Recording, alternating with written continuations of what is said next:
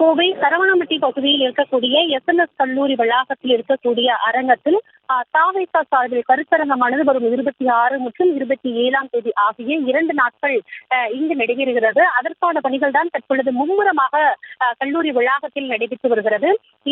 இந்த பணிகளை தாவேகாவின் பொதுச் செயலாளர் விஜயானந்த் தற்பொழுது ஆய்வு மேற்கொண்டார். அதனுடைய காட்சிகளைத்தான் நம்மால் பார்க்க முடிகிறது.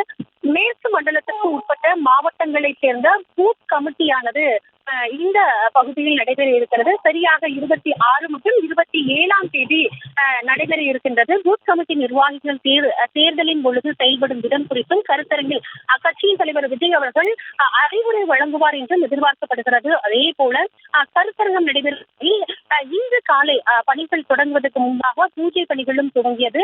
அரங்கத்தில் கருத்தரங்கிற்கு ஏற்ப தடுப்புகள் அமைக்கும் பணியானது தற்பொழுது விறுவிறுப்பாக நடைபெற்று வருகிறது. வரும் 26ஆம் தேதி ஈரோடு கிழக்கு, ஈரோடு மாநகர் மற்றும் ஈரோடு மேற்கு, சேலம் கிழக்கு, அதே போல நாமக்கல் பகுதியும், அதே போல 27ஆம் தேதி கரூர், கோவை மற்றும் திருப்பூர், நீலகிரி ஆகிய மாவட்டங்களைச் சேர்ந்த பூத் கமிட்டி மாநாடானது இங்கு நடைபெற இருக்கின்றது.